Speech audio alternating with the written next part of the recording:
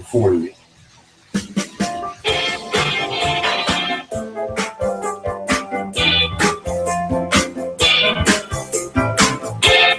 Well, the NSA might be having some competition. There are some freelance spies all over the place in New York City, according to some reports from The Verge. So you might want to be checking out your bar stools, according to The Verge. Now that the Senate has voted down the USA Freedom Act and the NSA is preparing to dismantle its bulk surveillance programs, you might be feeling pretty good. Maybe you woke up feeling a little bit lighter than usual, thinking that you could go about having these conversations willy-nilly without worrying about any sort of unwanted third parties listening in. Well, The Verge wants you to think again, at least if you're in New York City, where a group of activists have recently launched a project that is now called We Are Always Listening, which is a library of private conversations recorded illegally at bars, coffee shops, and gyms around the city. The group claims to be a collective of NSA spies working on a freelance pro bono basis. It says, we're looking for terrorism. We're looking for signs of plots and schemes that could put the homeland at risk, one of the members told the Gothamist. So, of course, it's all a joke. It's meant to be sort of a thing that raises awareness of how bad the NSA surveillance bills are and all this sort of thing. And that's a worthy effort. Certainly, the NSA spying is not something that should be applauded and is not something that's very, very good. Certainly not very patriotic, kind of like the Patriot Act. But what's been going on with the Patriot Act, I guess, is my question now, because I'm not really sure. Like, it seems like this has all sort of been swept under the rug where nobody's really wanting to talk about this on the cable news stations. Nobody really wants to discuss this in any sort of serious way. So we'll just do a quick Google search, right? That's how you always get your news. What happened to the Patriot Act, right? Well, it's appearing that the Patriot Act is still sort of in limbo because they do have until June the 1st to extend the NSA surveillance programs and by proxy also the Patriot Act. Well, according to CNN, the Senate has blocked a measure that would extend the NSA program. So now we're not really sure what's going on, right? Where it's a very confusing, very odd happenstance that's going on with the NSA and with the Patriot Act, where on the one hand, people are saying that, oh, it's all over, the Patriot Act hasn't been passed, we're all good. On the other hand, it's not really clear if that's the case or not. So CNN says that opponents of the National Security Agency's bulk collection of telephone data have successfully blocked multiple attempts in the Senate early Saturday morning to extend the expiring law that authorizes the program. So this has to make Mitch McConnell very upset. He's a Republican from Kentucky, and funnily enough, so is Senator Rand Paul, who's seeking for his party's nomination for president, of course. He's leading the charge against the program, repeatedly objecting to requests from Senate Majority Leader Mitch McConnell to extend it by just a few days. Come on, just a few days. So McConnell is very mad that the NSA spying is going to have to cease. So what does this actually mean for us? It's kind of weird. I don't actually know what's going on with the whole USA Patriot Act or the USA Freedom Act and with the Patriot Act and with NSA bulk collection. And it's all just very confusing and it's hard to figure out what exactly is going on.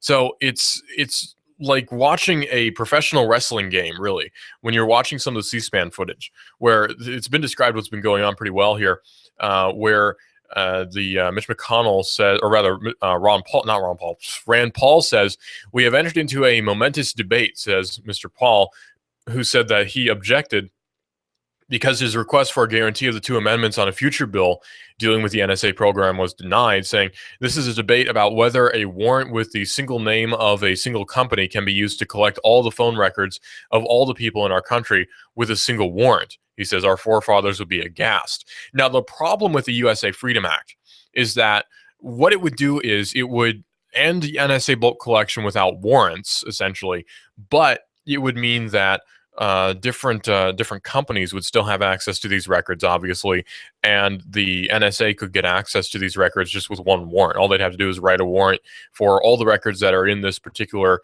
company's itinerary, in their repertoire, and so people are justly, I think, a little bit concerned that this may be a little bit of an overreach in terms of authority when it comes to the NSA, where it doesn't seem like they're very patriotic in their actions.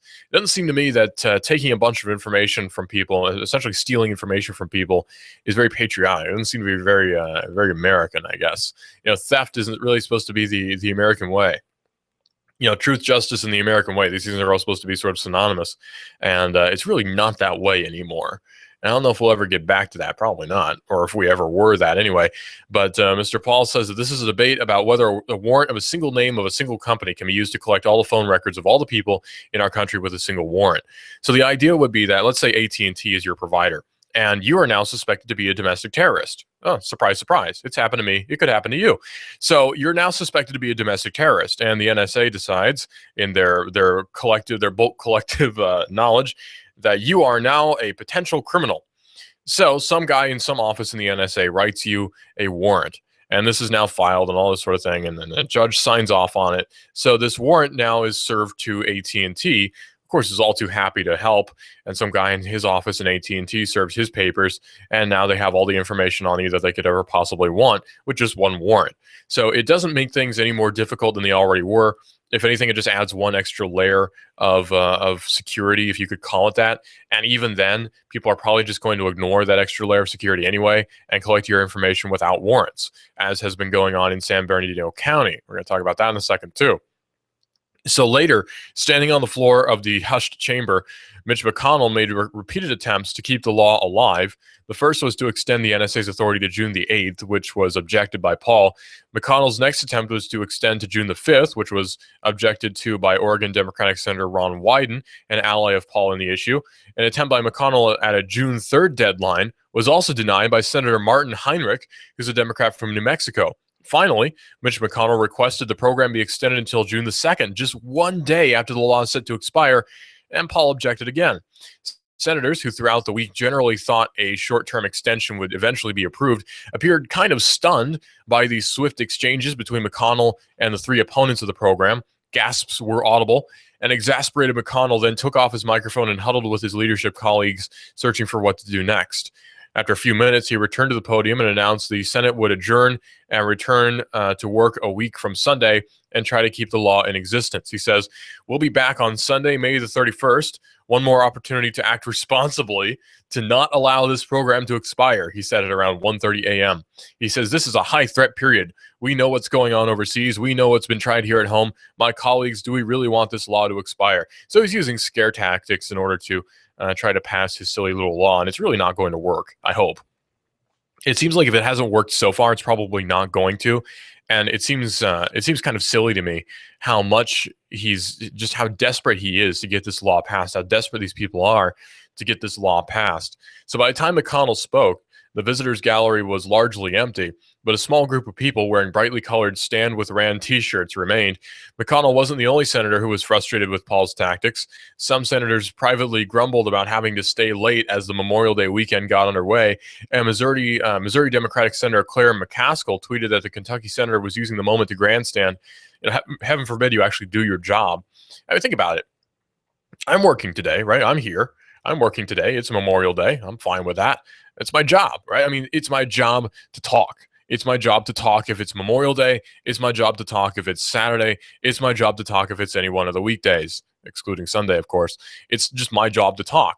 It's their job to pass ridiculous laws or not pass ridiculous laws. That's sort of their job. So if they're upset that they have to do their job on some arbitrary day, that's kind of on them, right? I mean, they're getting so upset about this. Oh, using an opportunity to grandstand. It seems so silly to me how they're just so upset about one little thing. There is kind of something about that's really funny to me. It's sort of like he's just griefing with the whole thing. It's just funny. So the Senator Claire McCaskill, sorry, I had to look up her name, says she tweeted today, "Hey, hashtag Stand with Rand. He's not filibustering, but using the Senate rules to grandstand. Frustrating for those of us who actually want to reform NSA," said Claire McCaskill. Well, I don't know anything at all about Claire McCaskill or what her performance record is or what she has to say about the NSA or if she's opposed to the NSA or whatever. I think, though, the problem is that there is an NSA. Right? Like, you keep seeing these people who are talking about reforming the NSA. Well, so long as the NSA exists, and so long as half of these federal organizations or possibly all of these federal organizations exist, we're going to be oppressed. That's just the nature of it. So later Saturday morning, New Jersey Governor Chris Christie, who's a likely presidential candidate and a former U.S. attorney, blasted the Senate's votes and indirectly referenced Paul in his criticism, saying the Senate's future or failure to end the Patriot Act, or rather extend, I should say, the Senate's failure to extend the Patriot Act is a failure of the U.S. government to perform its most important function, protecting its citizens from harm, Christie said. This is the unfortunate result of misguided ideologues who have no real-world experience in fighting terrorism, putting their uniform beliefs above the safety and security of our U.S. citizens. This dysfunction is what we have come to expect from Washington, D.C., but usually it does not have such dangerous and severe consequences. But I thought it was bureaucrats in Washington, D.C. who brought the Patriot Act into existence in the first place. So, I mean, yeah, it's cool to blame the guys in Washington for all of our woes, but there has to be a line drawn somewhere, right? So it seems that somebody out there is willing to, at least in some small capacity, sort of stand up for somebody's rights anyway, and to stand up against the surveillance state. But it's funny that people are getting mad about that. You know, I'm upset that people are standing up against the surveillance state. How dare you? It's, after all, the government's supreme duty to spy on people. Well, fellow conservative, Paul said in an email, I stood up to the surveillance state every step of the way. President Barack Obama has also advocated for a renewal of the program, the Patriot Act, and the administration official told CNN on Saturday the White House's outreach to the Senate extended well into the night, but with no agreement being reached. The NSA is beginning to wind down the bulk collection program to comply in time with the June 1st sunset date, the official said. So we have long made known that we would not seek to continue the program if the authorities expire, the official added. So how long do we have until June the 1st? How long until June 1st?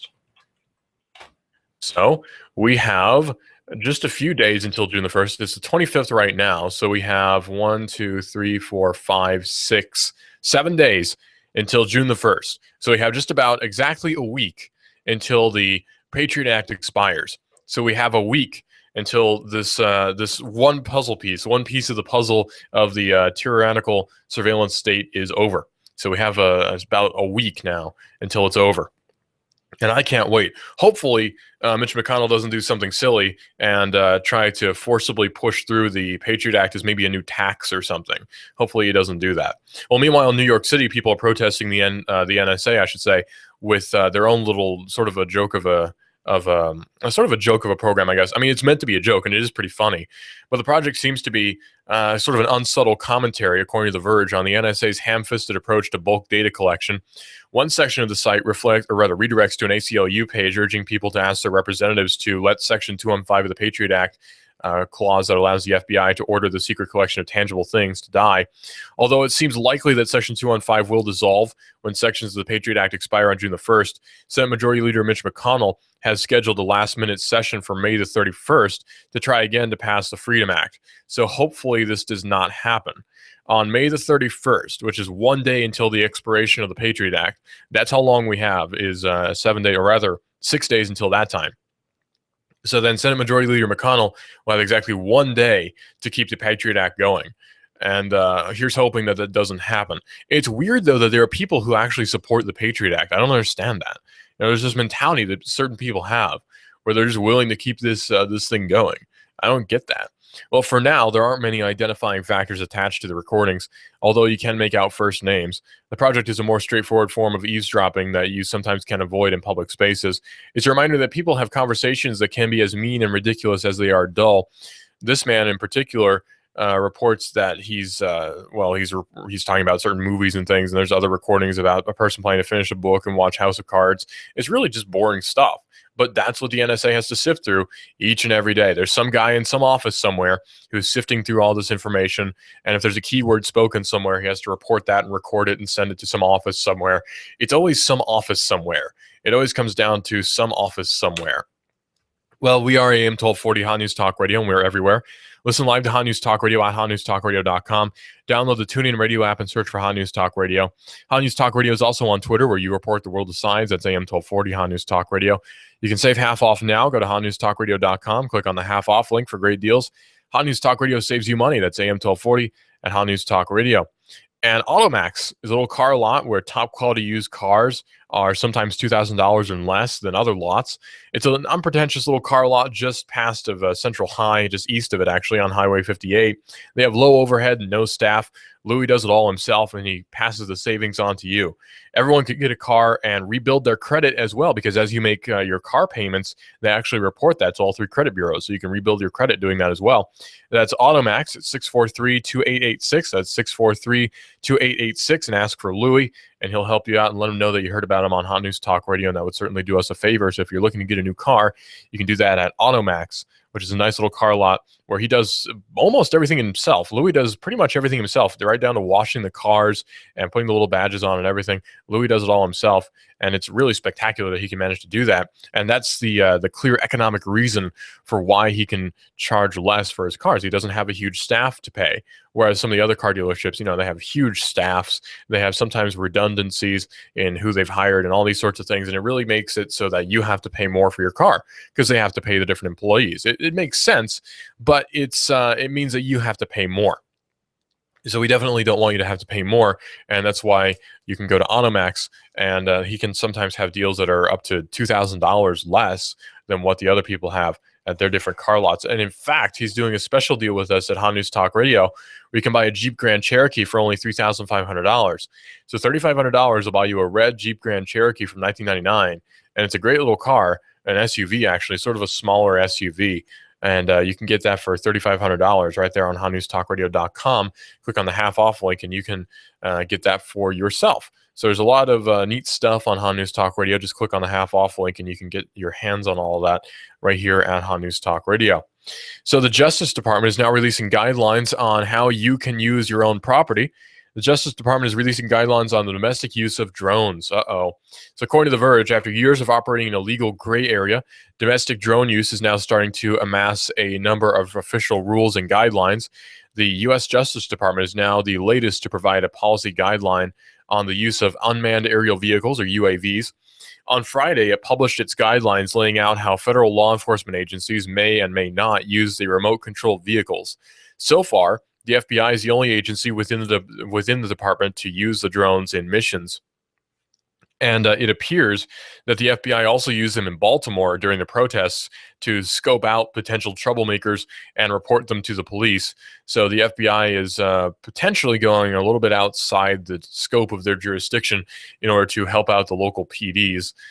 Definitely not something that I would approve of anyway. It seems like the FBI is really into helping out the little guy, especially when it comes to the local police department, so they can better crack down on you if you dare to walk outside your house when they've ordered you to stay inside during a curfew. In a 5-page document, the department says that UAVs may not be used to monitor any activities protected by the First Amendment, such as peaceful protests and demonstrations.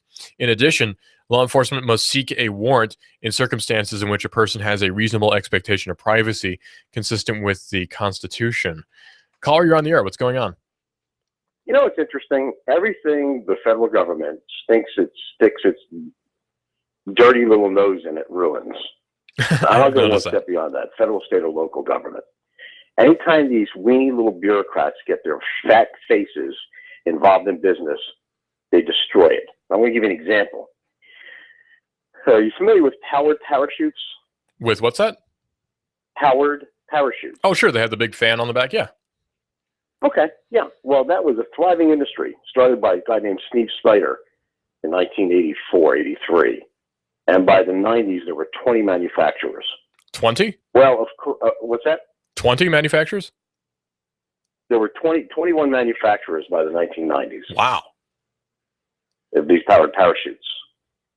Well, a couple of people would die here and there, of course, because you're going to die if you're in the machine in the air and something fouls up or you mess up or run into it. It just happens. 40,000 people a year die in car accidents. We don't ban cars.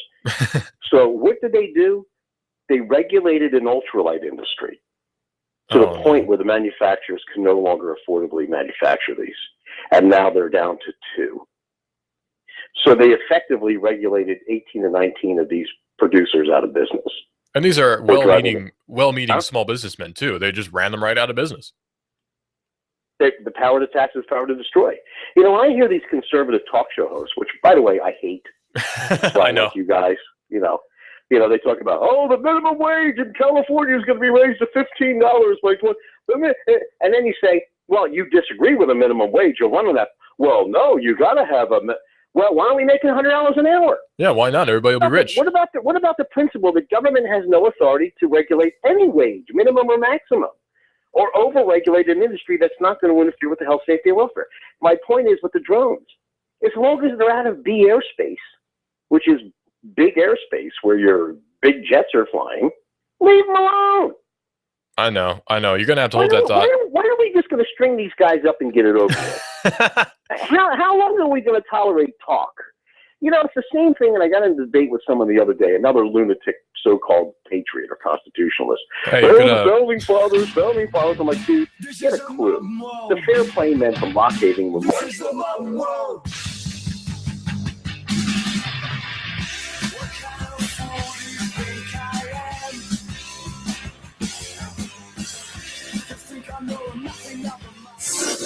You give us 12 minutes and 40 seconds, we'll give you Chattanooga and the world. News Talk 1240. Hi, this is your computer speaking. I don't feel so well. It's like I've come down with a bug, and I'm getting slower. Affordable Computers. We fix sick computers.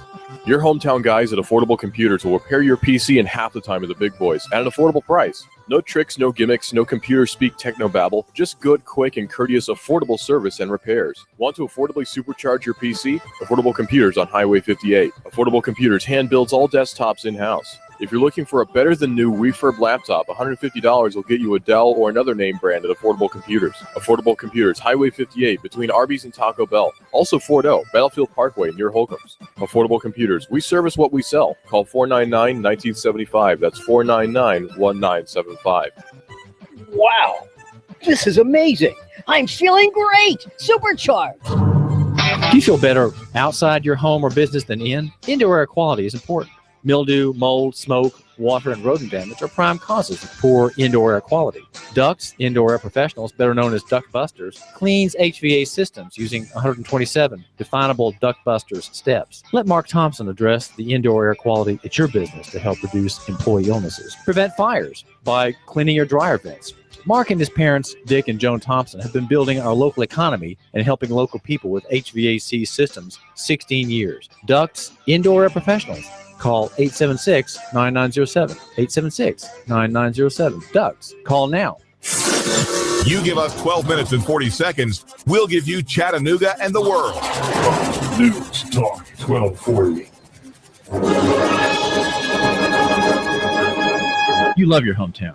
Are you interested in free markets, in local economy? Do you hope that Chattanooga can survive the next meltdown, the next chain of disasters in the national economy? What's the best way to live out the ideals of self-government and self-determination? Join me, David Toulis, weekdays 1 to 3. News Talk 1240. Love your neighbor, buy local. News Talk 1240.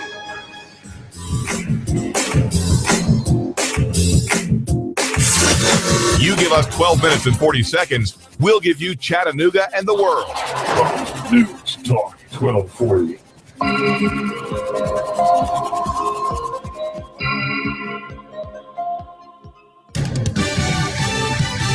Fox News Radio, I'm Pat O'Neill at the National World War II Memorial in Washington. A somber ceremony with veterans laying wreaths at the monument this Memorial Day. President Obama at Arlington National Cemetery. Later today, the day capped off with an annual Memorial Day parade honoring those who served, thousands of veterans, along with a few celebrities walking or riding the route passing the White House and monuments. Fox Radio's Jared Halpern in the nation's capital. Heavy rains and flooding taking a huge toll in the Plain States, leaving at least 3 dead in Wimberley, Texas. At least 8 people are missing this morning. 2 of them are children. Hundreds of homes destroyed, washed away when the Blanco River rose and swelled over the weekend. Nick Spinetto of Fox affiliate KTBC. An evacuation order has been lifted near Reservoir north of Houston as crews shore up parts of a levee weakened by heavy rains. Fox News, we report, you decide.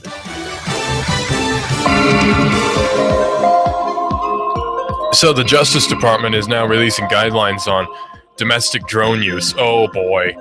So after years of operating in sort of a legal gray area, according to The Verge, domestic drone use is now starting to amass a number of official rules and guidelines. Whoop-de-doo. So now we get a bunch of guys in suits who get to determine what's good and what's right, even though they've probably never ever actually operated inside this particular jurisdiction. And I keep noticing that problem though, where we have like these old guys, man, these old guys who determine what's right and what's just in different manufacturing facilities, and what's good and what's okay in different societies, and what's good and what's right when it comes to the different industries which they've really never actually operated in. You notice that? Like, we have people who are passing laws regarding, say, they say you can't skateboard downtown, even though these people have never stepped on a skateboard. They don't know how the thing operates. They don't know how these things actually work. They don't know how any of this stuff works. And they say that it's illegal because, well, some old granny one time got knocked over by some punk on a skateboard, you know? As I'm sure somebody's also been hit by a car. So we need to start regulating cars and tell you that you can't drive this certain way, you can't drive this style, all these sorts of things, you know? Like, it's already illegal to commit an act of assault, so why not just have that be illegal, right? Like, have that be the crime, and then if somebody commits an act of assault on a skateboard, then just charge them with assault, right? As simple as that. Wow, it's easy. It's really easy. And you have, like a caller was pointing out, you have people who are talking about the minimum wage. You have these conservative talk show hosts who talk about minimum wage. They don't know what they're talking about. They're talking about minimum wage like, boy, I'm upset that in California they're making it $8 an hour for minimum wage. Well, hey, how about we just not get rid of it? Or how about we just get rid of minimum wage, I should say. And they'll say, well, no, because we have to have, because people living at people are living in housing and all those sorts of things are just terrible. Well, guess what? Maybe minimum wage wasn't actually meant to be a livable wage anyway. And you're putting a lot of companies out of business by forcing them to pay minimum wage. Like, could it be? And could it be? Well, it actually is. But try to tell them that. If you try to talk about getting rid of government regulation on certain things, they'll say that, well, you're just a non-interventionalist, aren't you? You want there to be no government. Oh, well, actually, kind of. No, I actually am in support of government, just not in the sort that a lot of people think of. I'm very much in support of a self-government, sure, a church government, yeah. But when it comes to a larger governmental entity, like a centralized government, I don't really like that. You know, I'm very anarchist in that regard. Actually, I'm just anarchist in general. Just call me an anarchist. Fine, we'll go with that. So the Department of Justice is now working on regulations for how the FBI can use drones and such. In a 5-page document, the department says that UAVs, unmanned aerial vehicles, of course, may not be used to monitor any activities that are protected by the First Amendment, such as peaceful protests and demonstrations. In addition, law enforcement must seek a warrant in circumstances in which a person has a reasonable expectation of privacy consistent with the Constitution. So a reasonable expectation of privacy is actually sort of a topic of hot debate. Not everyone seems to understand what a reasonable expectation of privacy is, and the word reasonable might sort of put a bit of a monkey wrench in things when they say reasonable, because one person's reasonable is another person's unreasonable. So it sort of puts a wrench in things, and it's up to a court to decide, and the court might actually be wrong. So it's sort of a odd situation that it puts a lot of people in. Well, even in cases where the use of UAVs is allowed, it appears that the Justice Department is keeping a close eye on the use of drones in the U.S. The guidelines say that the devices may only be used in connection with properly authorized investigations and activities. And each agency will be responsible for maintaining detailed logs of all UAV missions. The guidelines also call for yearly summaries to be submitted to the Deputy Attorney General for review. It also urges law enforcement to use the least intrusive means to accomplish an operational need, suggesting that UAVs aren't right for all missions. In addition, among other rules, all pilots will have to be certified, and information and documentation generated from UAV missions will have to adhere to existing privacy laws. So that sort of just makes sense, actually. It might be that the Department of Justice is actually maybe doing something kind of okay.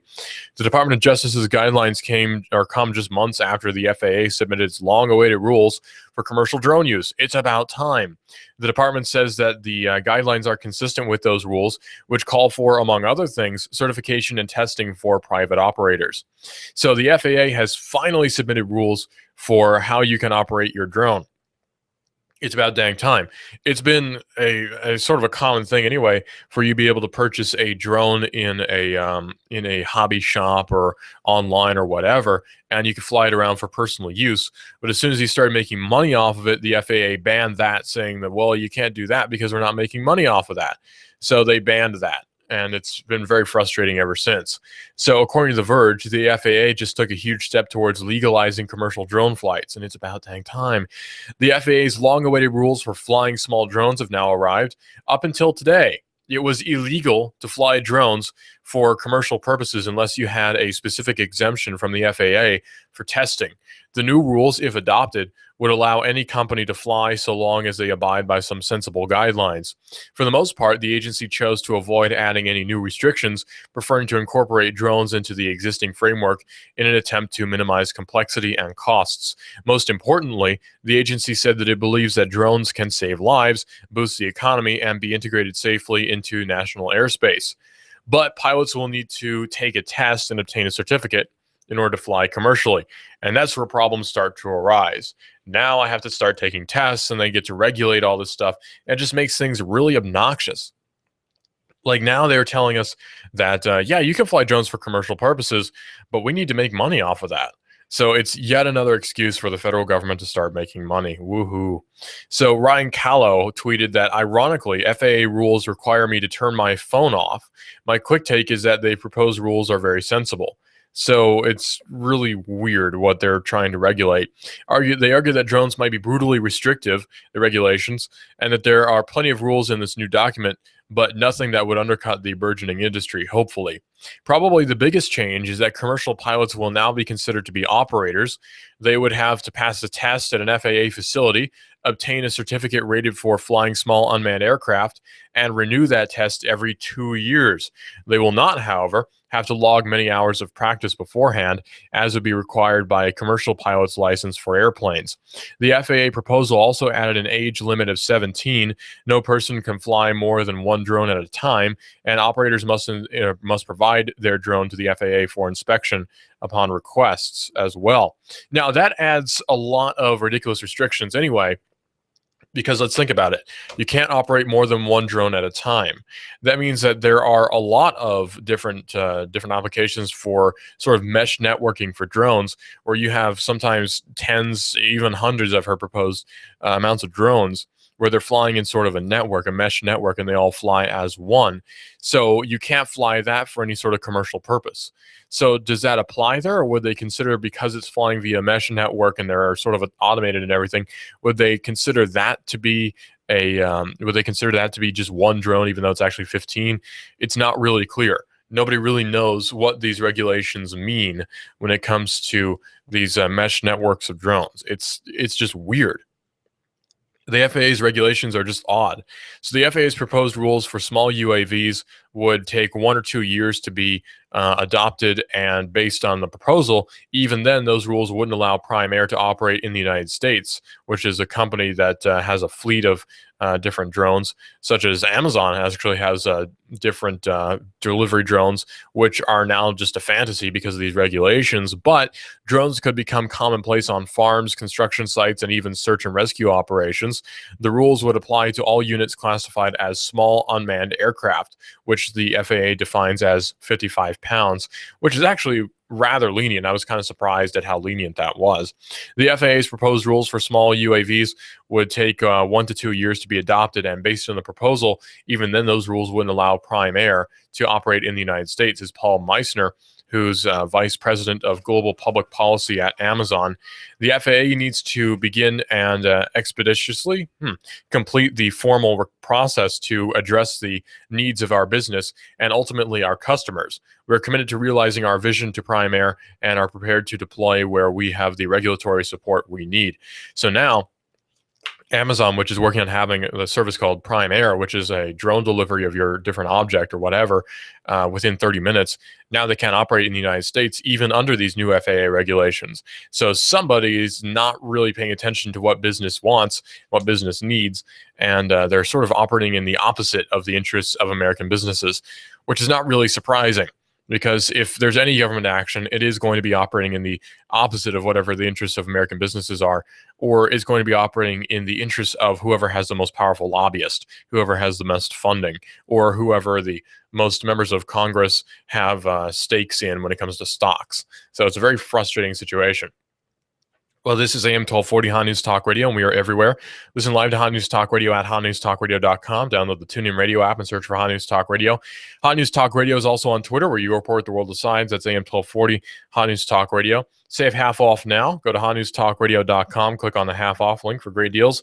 That's AM 1240 Hot News Talk Radio. We're saving you money. That's AM 1240 Hot News Talk Radio. It's actually about 12:40 o'clock right now. Happy 12:40. It's 12:40 o'clock here at the Hot News Talk Radio stations, and we're hoping you're having a good Memorial Day. I'm actually going to be taking a hike. I'm going to be taking a hike out. I don't remember where.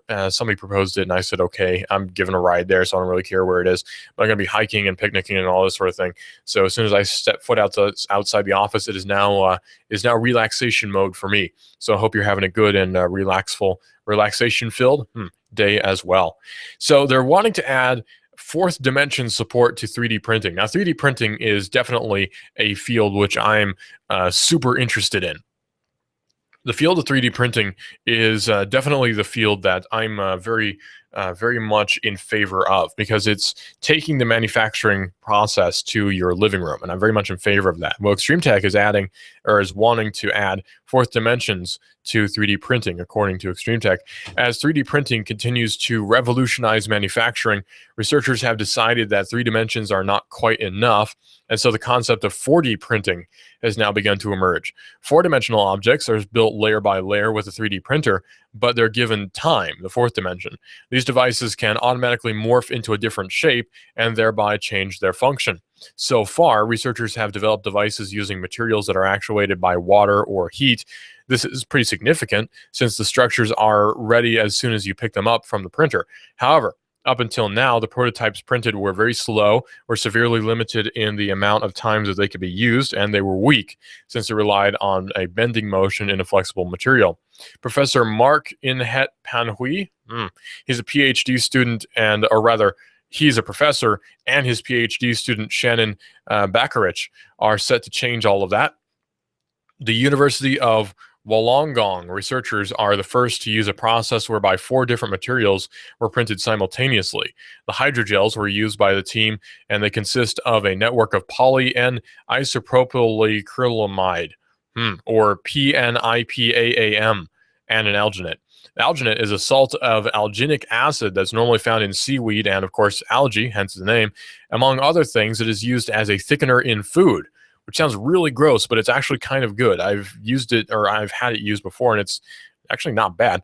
PNIPAAM consists of 2 polymer networks entangled into one another. This gives the material strength and durability.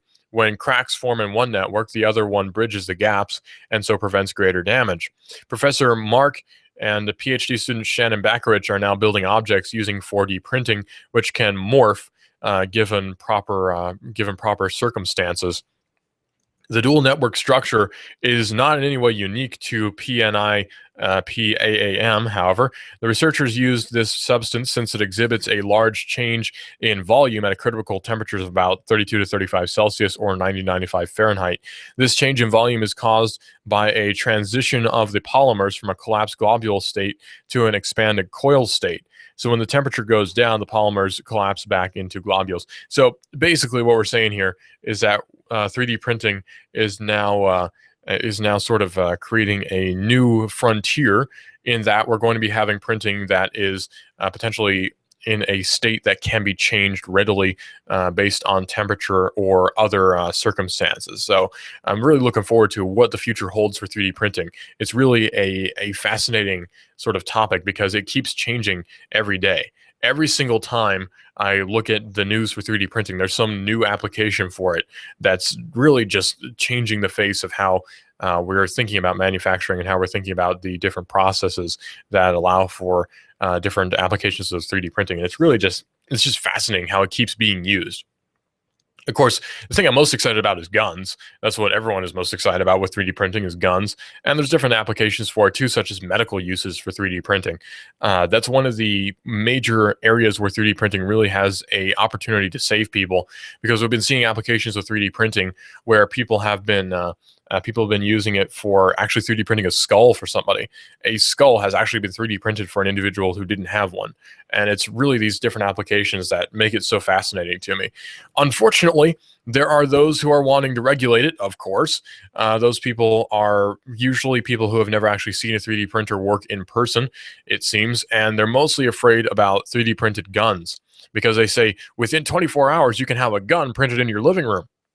Well, sure. Also, within 12 hours, I could go somewhere and illegally purchase a firearm from somebody who isn't licensed to sell them. So it's really sort of irrelevant, whatever argument they may have about 3D printing and how it's going to be just the worst thing ever, and it's going to cause people to start shooting each other with 3D printed firearms. Well, frankly, you kind of have a Second Amendment right to bear arms, whether they're 3D printed or whether they're manufactured by Smith & Wesson. Doesn't really matter. It's just that you have a right to bear arms, and it's sort of recognized in the Constitution, but you have that regardless of the Constitution anyway because of common law rights. But that's a whole nother topic, and that's something for a whole nother day. You know, people are upset also. I'm seeing about this. There's a shirt that they're selling that has a American flag that's upside down, and people are really upset about that. And I'm not really sure why, because you'd think that it being Memorial Day, they'd be kind of happy that people, fought and I guess as well died. That's what Memorial Day is about, is people who passed away in service. You'd think they'd be happy that these people fought for this person's right to have an upside down American flag on their T-shirt. People don't really recognize that, though. People get really, really mad about that, and I'm not certain why. That just drives me nuts, how people are like, you have rights, but not this one. I don't know. It's very bizarre. Hey, caller, you're on the air. What's going on? I'm going to tell you why. Okay. I almost got in a fist fight with somebody who had a peace flag on the American flag, a peace sign. Oh, yeah? And I was gassing up. This was probably 20 years ago. And I looked over, I said, your peace sign on my flag offends me. He goes, well, don't look. I said, well, evidently you want me to look. It's there. I said, so what kind of jackass would defile my flag? So we almost came to fisticuffs, because that's like calling your mother a whore. They're called fighting words, and they're inciting you to violence when somebody attacks your flag. You don't step on the flag. You don't use it as clothing. You don't burn it. You don't disgrace it. When I see somebody do that, well, I love your recent tweet on Hot News Talk Radio. Go to Twitter and see the response from you guys on the idiot walking on the American flag. And then it'd be interesting if you relay that comment to the audience. So okay, well, they're fighting words. That's why. Well, since I have you on the line, let me ask you this then. It's actually legal, though, right? Well, you have a First Amendment right to walk on the flag, and I have a First Amendment right to run over you while you're doing it. Well, you don't have a First Amendment right to run over them. No, you don't have a First Amendment right to punch them. Why don't you? They're fighting words. Actually, in the law, they do. That's why it was a 5-4 Supreme Court decision. If somebody comes on up to you and calls your mother a whore, they incited you to violence, you actually have a right to punch them in the face. Sure. You won't be prosecuted. And if someone burns your flag, it's inciting them to violence. And 4 of the Supreme Court justices agree with that. Now, do I believe you have a right to do it? Yes. But if you do it in front of me, I'll probably run you over if I'm in the street. Interesting. So it's sort of I guess maybe it's a bit of a contradiction, because the Flag Protection Act has been overturned. It's not enforced. It's been seen as unconstitutional, actually. Just because you have a right to do something doesn't mean you should.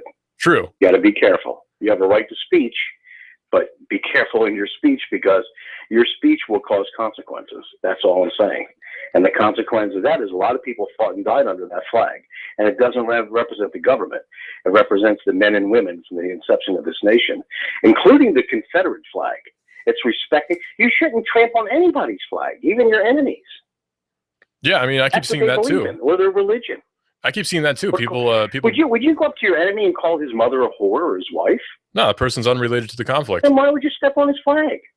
That's a good point. It's an interesting. Okay, all right. And read that tweet on the air. I think it's interesting. Thanks. Okay, Bye. all right, thanks. It's an interesting topic, and it's rife for debate. There are lots of people who get very upset about it. I don't really, I guess. I just don't see it as something that's very offensive, I guess. Maybe I'm sort of a lily liver when it comes to national symbols. It's just not something that I get riled up about. I don't know. Maybe I'm not nationalistic enough. Maybe. I'm not one who goes for symbolism anyway. That's sort of a issue that's not an issue for me, I suppose, is symbolism, because I don't really go in for that. I'm not really a fan of it in a regard anyway. So it's sort of a weird thing for me, where people get all mad about symbolism and I just don't, I guess. I don't know. But yeah, it's their right to do it, and it's your right to be upset about it as well. So that's just how it is. I don't know. This is AM 1240 Hot News Talk Radio. We're everywhere. Listen live to Hot News Talk Radio at hotnewstalkradio.com. Download the TuneIn Radio app and search for Hot News Talk Radio. And Hot News Talk Radio is on Twitter as well, where you report the world of science. Check out our different tweets on Hot News Talk Radio. And you can save half off now. Go to hotnewstalkradio.com. Click on the half off link for great deals. Hot News Talk Radio saves you money. That's AM 1240 Hot News Talk Radio. Amazon has started paying sales tax in Europe amid an ongoing investigation. So Amazon this week, according to The Verge, has confirmed that it will start paying taxes in individual European countries rather than running nearly all of its tax revenue through Luxembourg. The decision, which is reported by the Wall Street Journal, comes amid ongoing investigations into the tax practices of Amazon, Apple, and other multinationals in Europe. And Amazon's spokesperson told the Journal that the policy change went into effect on May the 1st, and that the company would begin reporting revenue in the UK, Germany, Italy, and Spain. The Guardian reported that Amazon's UK tax change also happened last week. Until now, Amazon has funneled nearly all of its European sales revenue through Luxembourg, which is seen as sort of a tax haven, not sort of, but is seen as a tax haven because they have a very, very low income tax, unlike the United States, which has actually kind of a high income tax. And Canada actually has a lower income tax than the United States does. So a lot of companies like to move up to Canada as opposed to here because we have a ridiculously high federal, was it corporate income tax? It's way too high anyway. But European regulators have opened an investigation into the tax arrangement last year that they had in Luxembourg, and in January announced that the deal may give Amazon an illegal advantage over its competitors. Oh no. Europe's antitrust chief Marguerite Vestager announced that investigators would not announce the decision by June deadline that they previously announced, citing a lack of data. The probe also covers tax arrangements that Apple and Starbucks have agreed to in Ireland and in the Netherlands, respectively. So reporting revenue in individual countries could result in a significantly higher tax bill for Amazon and could force other U.S. tech companies to follow suit. After all, wouldn't it now be unfair if they aren't taxed the same way? So it would create an unfair advantage for other companies now over Amazon, which is sort of inconsistent with how they're doing things. So it's I don't know, it's just really, really bizarre what Europe is doing with their corporate tax system, where now they're saying that Amazon's not paying enough taxes, so we're going to tax Amazon. And now Amazon is being taxed more than other companies, such as Apple, such as, say, all the different companies. Intel is operating quite heavily in Europe, and they're not being taxed, they collectively are not being taxed the same way that Amazon is. So now Amazon is being unfairly taxed against these other different companies. How about we just don't do that, though? How about we just sort of stop taxing them? That would seem like it would keep businesses running more efficiently if they didn't have to worry about taxes. And this could have other ramifications as well, where they're sort of going to have to possibly raise the Amazon Prime price as well. So this might be hurting other people's pocketbooks as well. It seems like people in Europe don't really understand how taxing system works. Maybe they don't understand how local economy works. This is Digital Drive. I'm your host, Russell. Newgonomics.com with David Toast is coming up in just a few seconds right here on Hot News Talk Radio. This is a mob mode. This is the mob mode. What kind of fool do you think I am?